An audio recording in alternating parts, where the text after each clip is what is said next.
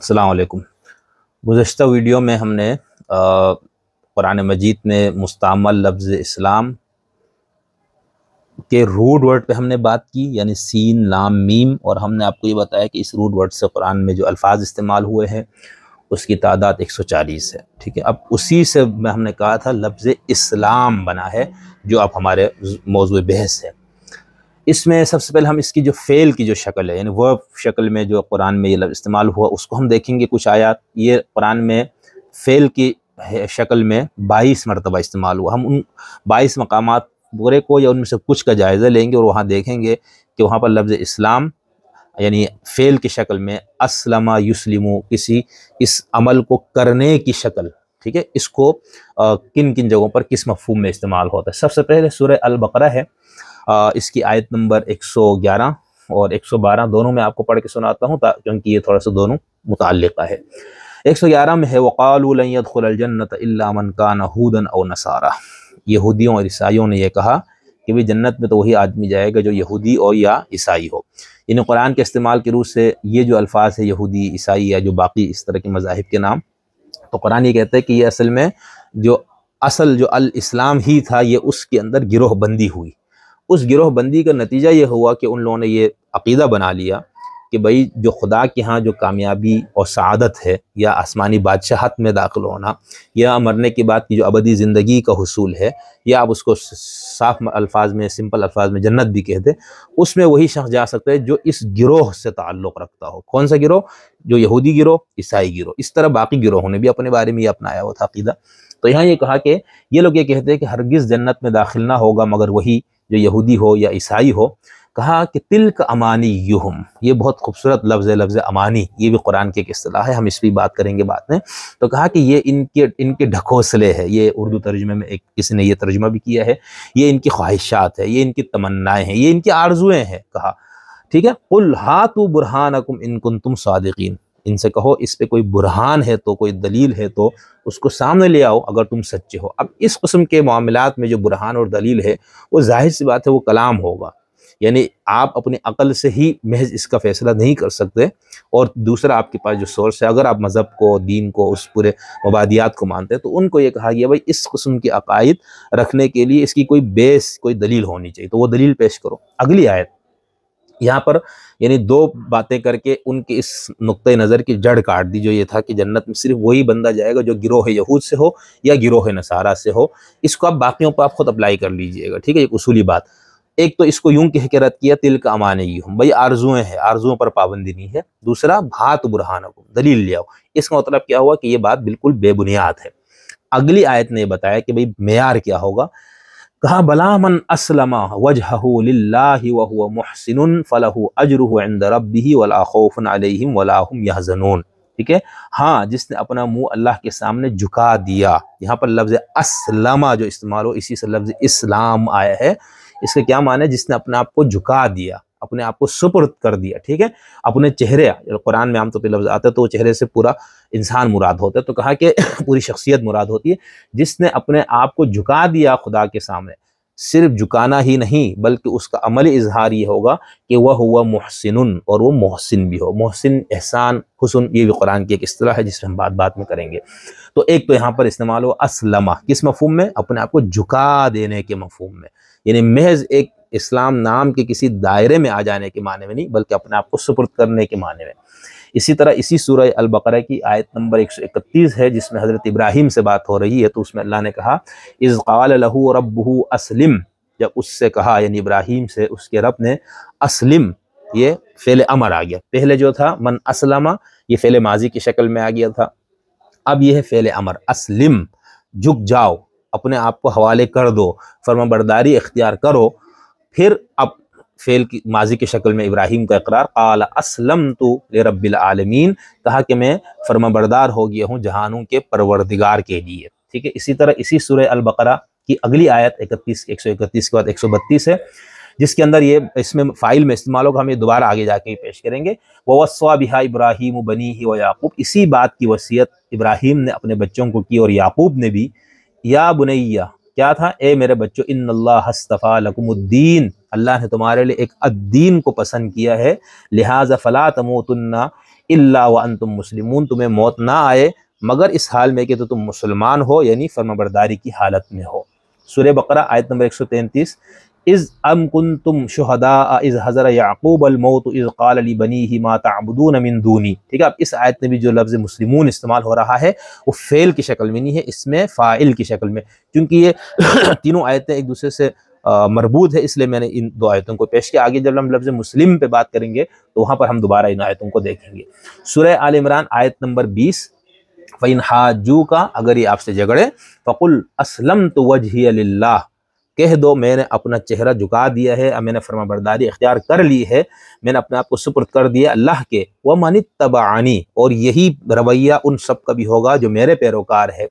وَقُلْ لِلَّذِينَ أُوتُوا الْكِتَابَ وَالْأُمِّيِّينَ أَأَسْلَمْتُمْ، اور ان سے کہو جن کو کتاب دی گئی ہے، اور الامیین سے بھی کہو، یعنی جو مشرکین عرب ہے ان سے بھی کہو، اَأَسْلَمْتُمْ، کیا تم اسلمتم کرتے ہو، یعنی اسی سے فعل ماضی، کیا تم سوالیہ اس انداز میں، کیا تم اسلام اختیار کرتے ہو، یا ہم جب اس کو اپنے معنی جو اس کی لغوی مفہوم کا جو اظہار ہے اس میں ہوگا تو کیا تم فرما برداری اختیار کرتے ہو، ٹھیک ہے، کیا تم تابع ہو جاتے ہو، کس کے تابع؟ ظاہر سے خدا کے۔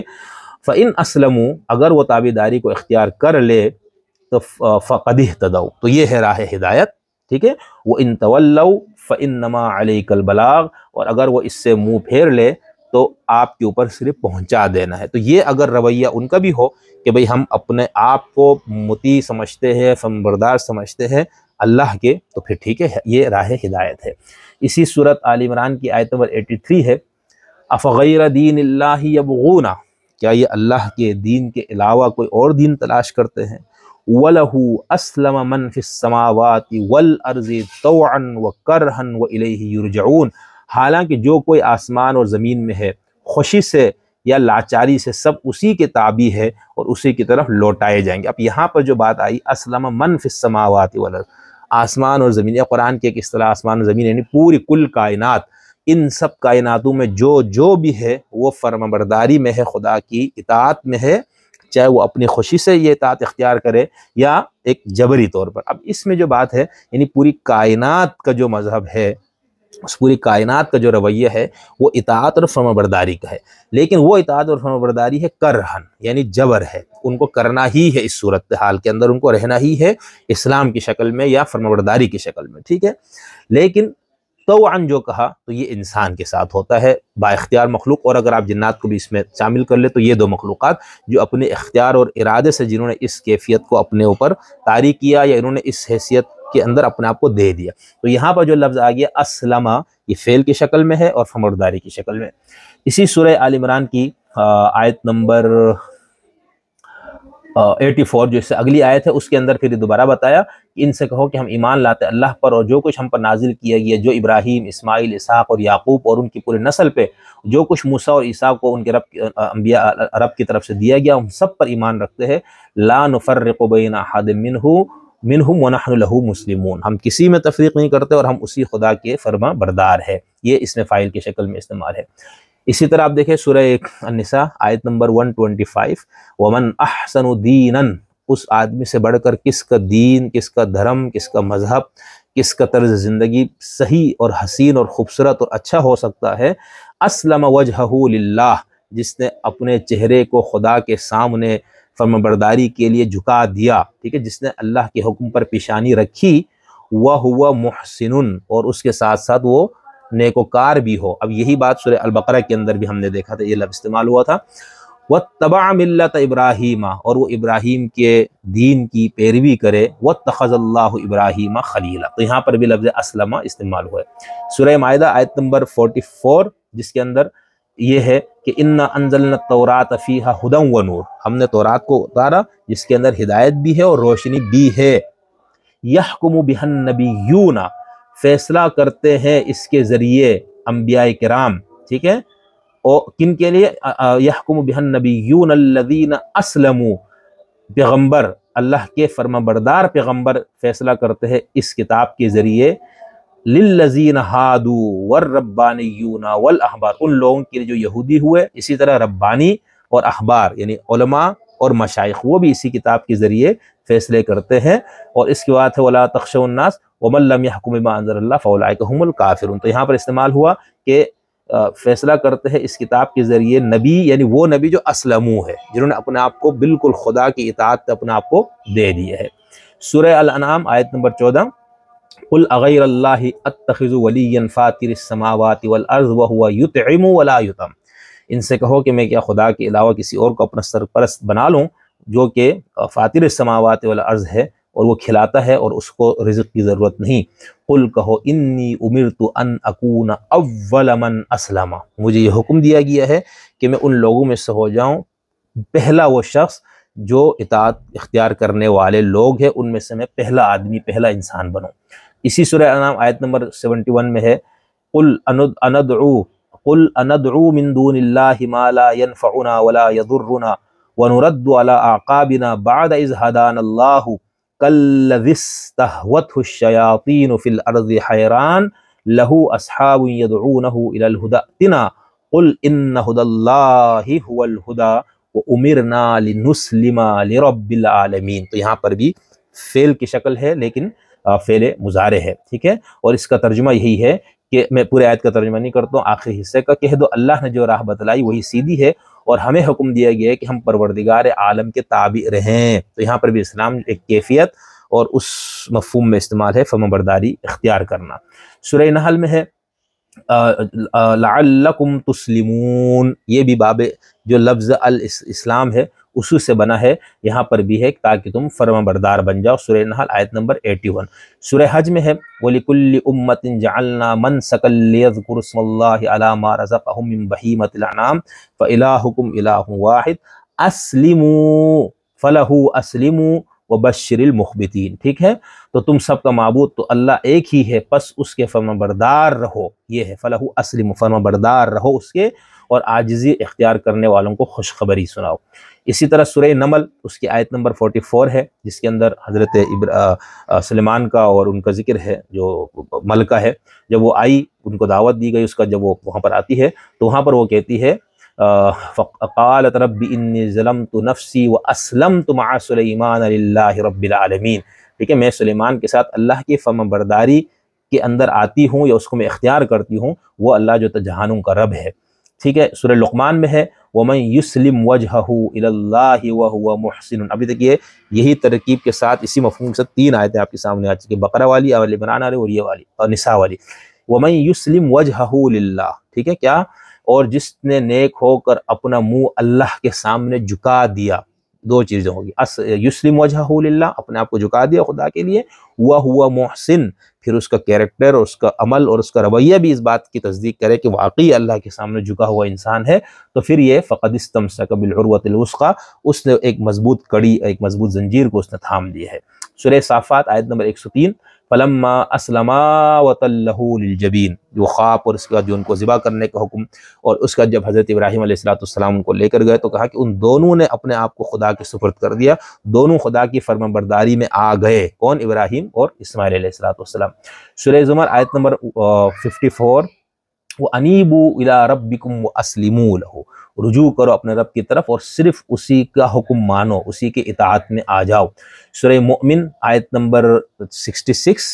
قل انی نہیت ان اعبد الذین تدعون من دون اللہ لما جاءنی البینات من ربی وامرت ان اسلم لرب العالمین، ٹھیک ہے، اور مجھے یہ حکم دیا گیا ہے کہ میں رب العالمین کے سامنے سر جھکاؤں، اسی کی اطاعت اور فرما برداری میں آ جاؤں۔ سورہ الفتح آیت نمبر 16 قل للمخلفین من الاعراب ستدعون الى قوم اولی بأس شدید تقاتلونہم او یسلمون، ان پیچھے رہ جانے والے بدوؤں سے کہہ دو کہ بہت جلد تمہیں ایک سخت جنگجو قوم سے لڑنے کے لیے بلایا جائے گا، تم ان سے لڑو گے یا وہ اطاعت قبول کر لے گی وہ قوم، ٹھیک ہے، یہاں پر بھی اطاعت قبول کرنے کے معنی میں۔ سورہ الحجرات آیت نمبر 14 ہے اور اس کے بعد 17 نمبر آیت 2 آیتیں قالت الاعراب آمنا قل لم تؤمنوا ولكن قولوا اسلمنا، ٹھیک ہے، اے نبی بدوؤں نے کہا کہ ہم ایمان لے آئے ہیں، کہہ دو کہ تم ایمان نہیں لائے لیکن تم کہو کہ ہم مسلمان ہو گئے۔ اب یہاں پر مسلمان ہو گئے یعنی ہم اس اطاعت کے اندر آ گئے، ہم نے اس بالادستی کو تسلیم کرتے ہوئے ہم نے اپنا آپ کو اس کو سپرد کر دیا، اور اسلام یعنی جو ایک ریکوائرمنٹ یا جو چیزیں مطلوب تھی ہم اس کو قبول کرتے ہیں، ہم آ رہے اطاعت میں، تو یہاں پر اس مفہوم میں استعمال ہوا ہے۔ تو اگلی آیت میں ہے یمنون علیک ان اسلموا، یہ لوگ آپ پر احسان جتاتے ہیں کہ یہ مطیع فرمانبردار ہو گئے ہیں یا یہ اسلام میں آ گئے ہیں۔ قل لا تمنوا علی اسلامکم، مجھ پر اپنے اسلام لانے کو مت جتاؤ، مجھ پر احسان، ٹھیک ہے۔ اب اس میں یہی وہ آیت ہے خاص طور پر آیت نمبر 14 کہ انہوں نے کہا کہ ہم ایمان لائے، تو ان سے کہو ایمان کی بات نہیں کرو، اسلام کی بات کرو۔ تو یہاں سے ہمارے یہاں علم الکلام میں ایک بہت معرکۃ الآراء ایک مسئلہ وجود میں آ گیا، ٹھیک ہے، ایمان اور اسلام میں فرق، ٹھیک ہے، اور پھر اس کے اندر مختلف باتیں کی گئی کہ فرق ہے نہیں ہے، یہ لفظی نزاع ہے حقیقی ہے۔ ہم اس کیونکہ ہمارے موضوع سے متعلق نہیں ہے اس لیے ہم اس کلامی بحث میں نہیں جاتے، لیکن یہاں پر جو بات بتائی گئی وہ یہ کہ ایمان کیا تھا، ان تمام سچائیوں کو مانتے ہوئے